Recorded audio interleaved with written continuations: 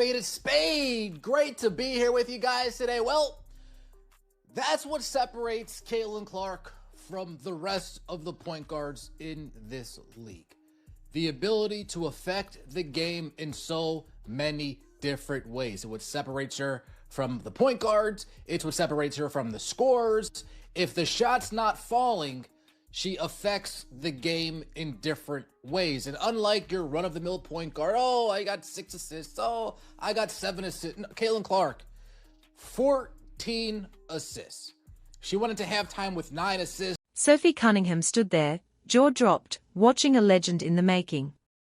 She had just dropped 24 points of her own, but she could not take her eyes off Caitlin Clark.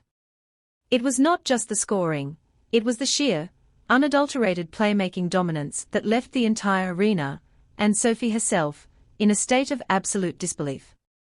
The stats were hitting the board, and the realization was sinking in. We were witnessing something that simply should not be possible for a player this early in their career. Sophie knew she was witnessing history, and the look on her face said it all. This was not just a win, it was a statement that the league hierarchy was being systematically dismantled by a single player. Caitlin Clark, 14 assists. She went into halftime with 9 assists. There was a point, shout out to everybody in the venue, we were saying, are we going to break our own record? Is this possibly going to be a 20-assist game for Caitlin Clark? We are on 2020 watch for Caitlin Clark halfway through this game. Insane. The ball was definitely in her hands a good amount. Kelsey Mitchell did her dribble thing, but Kelsey Mitchell very efficient from the floor today. Aaliyah Boston, she was there as well. The Indiana Fever just dismantled the Toronto squad with a staggering 113 points, a new franchise record. But the real story was not just the final score, it was how they got there. While Sophie Cunningham was absolutely on fire from the perimeter, she was essentially watching a masterclass in basketball IQ from the point guard position. Caitlin Clark did not just play the game, she manipulated it like a veteran of 20 years. Sophie, a seasoned pro herself, looked on as Clark racked up a massive double-double that tied records held by the literal gods of the WNBA. The energy in the building was electric, but Sophie's reaction was the true barometer of the night's absolute insanity. She was there as well. Sophie Cunningham, hot to trot. Sophie Cunningham is on fire. She really might have a bionic elbow that was put in after her elbow injury. Now, Caitlin Clark's shot didn't fall today, but again, if the shot's not falling, how do you affect the game? She affected it at the free throw line, getting players on the opposing team in foul trouble, and she affected it with her playmaking. Let's get right into it, shall we? Like the video, hype the video. Let me know your thoughts in the comment section below, and subscribe to the channel. That would mean so much to me. Caitlin Clark. Let us talk about those numbers because they are hauntingly efficient. Clark finished the night with 21 points and a jaw-dropping 14 assists. Think about that for a second. That means she was directly responsible for at least 50 of her team's points. Sophie Cunningham, who was lighting it up herself with 6 triples, could not help but notice that every time she was open, the ball appeared in her hands like magic. It did not matter if Clark's own shot was struggling from deep, her ability to find the open person was surgical. Sophie's shock was not just about the points, it was about how Clark dictated every single breath of the game's rhythm and pace without breaking a sweat. God, aka the point fraud. Someone who the experts deem as the best point guard to have ever played this game. And Caitlin Clark, in her 3rd season, really her 2nd season as far as playing time is concerned, already tying Chelsea Gray. Again, when Caitlin Clark's all said and done, these point assist double-doubles, the record is going to be like, you can't touch it. It's going to be like the batting. It's going to be like the batting average. It's going to be like the hit. When the threes were not dropping, Clark took it straight to the rack. Sophie Cunningham saw her teammate relentlessly attack the paint, forcing the officials to blow the whistle time and time again. Clark marched to the charity stripe 14 times, converting 10 of them. This was not just about scoring. It was about putting the entire opposing defense in foul trouble. Sophie knew that every drive Clark made opened up the floor for everyone else. The tactical brilliance of knowing when to stop shooting and start driving is something most players take a decade to learn. Yet, Clark is doing it in what is effectively her first real stretch of pro dominance. The pressure she puts on refs is insane. It's going to be like the batting. It's going to be like the batting average. It's going to be like the hit streak. They're not going to be able to touch it. That's not all. Caitlin Clark joins Diana Taurasi as the second player in WNBA history to record multiple games with 20 and 14. Again. Joins Diana Taurasi as the second player in WNBA history to record multiple games. We're going to continue to get these 20 and 14 point games. If I had to take a guess, we're going to get at least a few more of them by the end of the season. Indiana Fever win tonight. A new franchise record, 113. While everyone was staring at Clark, Sophie Cunningham was quietly putting on a shooting clinic that would usually be the lead story. She went 6 for 7 from downtown, tallying 24 massive points.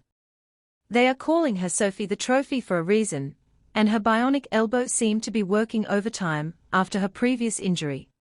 But even after hitting bucket after bucket, Sophie was the first to point toward Clark.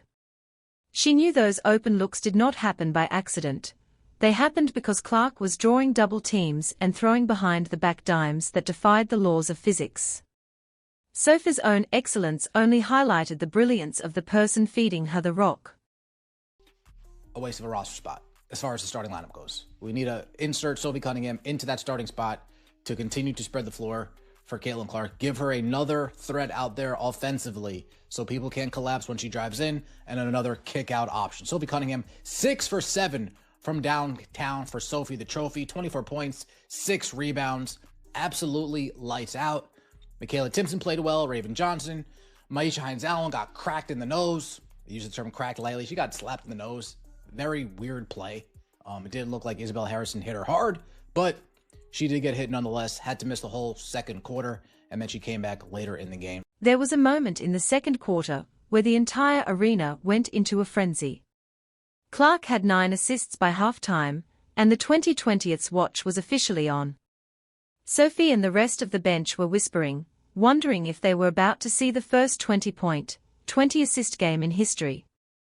The sheer audacity to even think that was possible in a professional game is wild. Sophie's eyes were glued to the stat monitor. While the record did not fall that night, the fact that it was even a conversation halfway through the game shows the level of terror Clark is instilling in opposing coaches. She's a walking triple-double threat every single night she steps on the floor. And this was just nasty right here. This behind-the-back pass to Michaela Timpson. Nasty Caitlin Clark. Vintage CC. Getting in the lane. Whoop! Splitting the defense. Tammy Fagbenley helps. Behind the back to Michaela Timpson. Michaela Timpson finishes it. I like Michaela Timpson's game. Although she's not a three-point shooter, she still manages to space the floor nicely, not clogging the paint, and always seems to be at the right place at the right time to get a drop-off pass from Caitlin Clark, right? Toronto Temple, a 7-5 team. So not a bad team. An expansion team, yes, not a bad team. A team that was missing Naira Sabali. A team whose Brittany Sykes did. The most shocking revelation of the night came when the final stats were tallied. With this performance, Caitlin Clark tied Chelsea Gray for the 4th most point assist double-doubles in the history of the league. Let that sink in. Chelsea Gray is widely considered the point god, a veteran with multiple rings and years of experience. Clark is essentially in her second real season of impact, and she is already breathing down the neck of the greatest floor generals to ever play the game. Sophie Cunningham knows the history of this league, and seeing a newcomer match those legends so quickly left her absolutely stunned.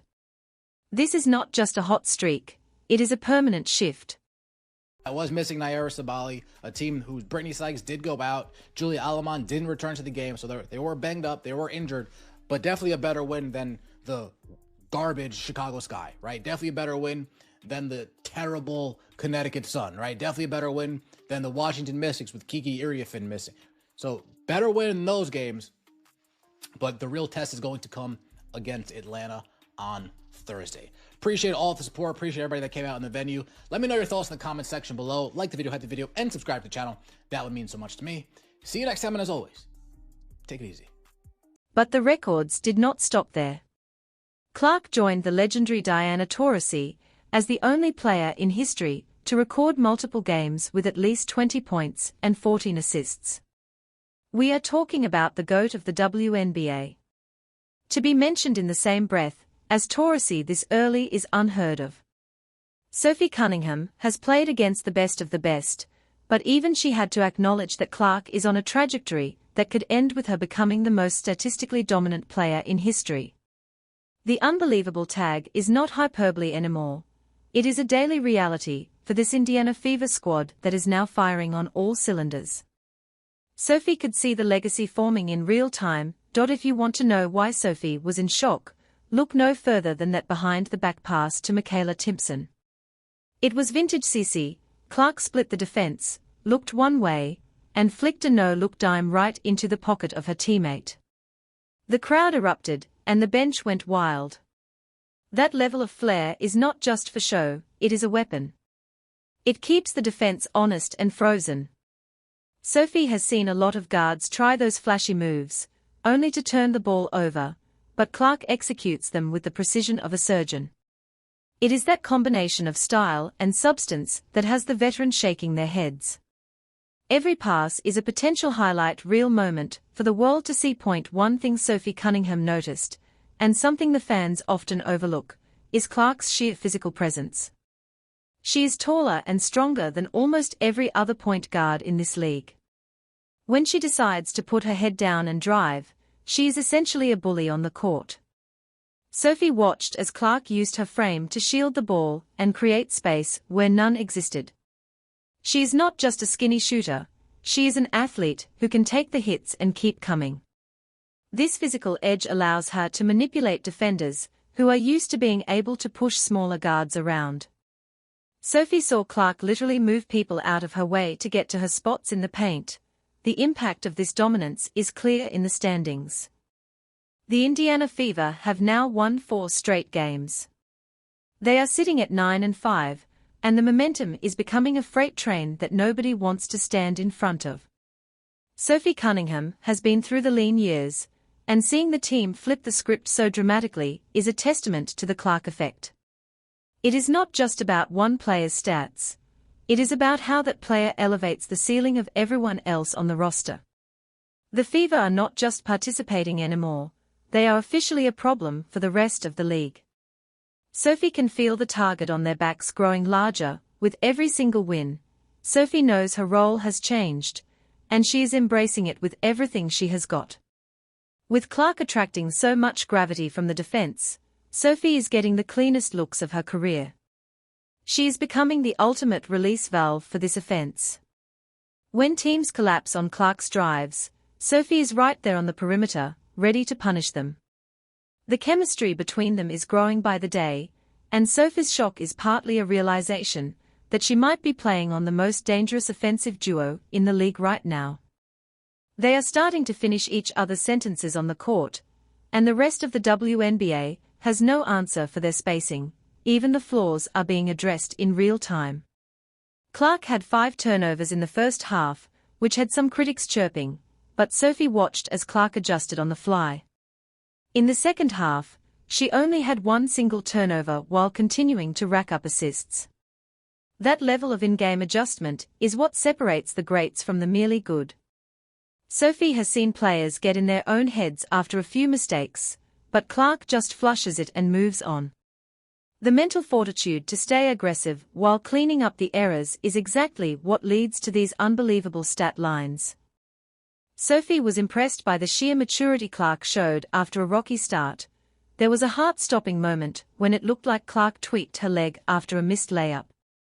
Sophie and the entire Indiana bench held their breath as Clark landed awkwardly. For a second, it felt like the entire season was flashing before their eyes. but Clark shook it off and kept pushing. That resilience is another layer to the dominance. She is playing through the bumps, the bruises, and the intense target on her back every single night. Sophie knows the toll this league takes on your body, and seeing Clark's durability is just one more reason to be in awe of the rookie sensation. She is built for the grind of a long, grueling professional basketball season. We cannot talk about Sophie's shock without mentioning Kelsey Mitchell, who dropped a cool 27 points. Sophie watched as Mitchell and Clark formed a backcourt tandem that looked completely unstoppable. While Clark was the architect, Mitchell was the finisher, shooting an efficient 9 for 11 from the field. Sophie realized that when you have two guards playing at this level, the floor opens up for everyone. It makes Sophie's job as a floor spacer even more lethal. The synergy between these three is becoming the blueprint for how to build a modern, high-octane offense in the professional ranks. They are moving the ball with a speed that is leaving defenses gasping for air. The game against the Toronto squad was more than just another notch in the win column. Even though Toronto is an expansion team, they are not pushovers. They were missing key players like Sykes and Sabally, but they still fought hard. Sophie saw how Clark did not play down to the competition. She treated them with the same intensity she would bring to a championship game. That killer instinct is something Sophie recognizes from the league's top tiers. You do not take nights off, and you certainly do not let a struggling opponent hang around. The Fever put the pedal to the metal and did not look back, proving their focus is sharper than it has ever been. Amidst the dominance, there are still questions about the roster construction that Sophie is seeing unfold. There has been talk about the effectiveness of players like Monique Billings and Lexi Hull in the starting lineup. Some experts are even suggesting that Sophie Cunningham should be inserted into the starting five permanently to maximize the spacing for Clark. Sophie is a professional and plays wherever she is needed, but the debate itself highlights how much Clark's presence forces the team to rethink everything. When you have a generational talent, you have to build the perfect ecosystem around her to let her flourish. The coaching staff has some big decisions to make. The game got physical, and Sophie saw her teammates taking hits left and right. Myisha Hines-Allen took a shot to the nose that sidelined her for a significant portion of the game. Sophie knows that this is the welcome to the league treatment that teams are trying to give Clark and her squad. They want to see if they can bully the Fever off their spots and mess with their rhythm, but Sophie watched as Clark stood her ground, initiated contact, and refused to be intimidated. It is that grit that has won over the veterans in the locker room. They see a fighter who happens to have a God-gifted jump shot. Clark is proving she can handle the league's physicality. The atmosphere on the Indiana bench during these runs is something Sophie has not seen in a long time. Every time Clark makes a cross-court pass or a step back, the energy shifts. They are not just watching a teammate, they are watching a show.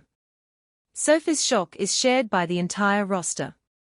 They are seeing things in practice and in games that feel like they belong in a video game. The camaraderie is at an all-time high because winning cures everything, but it is the way they are winning that has Sophie and the rest of the league on high alert for what is coming next. This is a team that has finally found its identity and its leader on the court. The records being set right now are being compared to some of the most untouchable streaks in sports history. People are talking about Clark's point-assist double-double record, as if it is Joe DiMaggio's hit streak. Sophie understands the weight of that comparison. We are not just talking about a good season, we are talking about a statistical anomaly that might never be repeated. Sophie's role in this history is to be the reliable veteran who keeps the floor spaced, but she is also a fan of the game who realizes she has a front-row seat to the greatest show on hardwood. She is witnessing a shift in the sport that will be talked about for decades to come. While this win was massive, Sophie knows the real test is looming on the horizon. The doubleheader against Atlanta and the upcoming matchups against Phoenix will determine if this Fever team is a true contender or just a hot streak. Sophie is prepared, but she's also confident because she knows she has the ultimate trump card in Caitlin Clark. The shock of the recent dominance has worn off just enough for the team to focus on the next goal. They are not satisfied with just being good anymore. They want to be the team that everyone else is afraid to play. The road ahead is tough, but they have the momentum and the talent to make a deep run. As the dust settles on another historic night, one thing is clear. Sophie Cunningham's shock is a reflection of a league that was not ready for this level of impact so soon. Caitlin Clark is rewriting the rules of what a point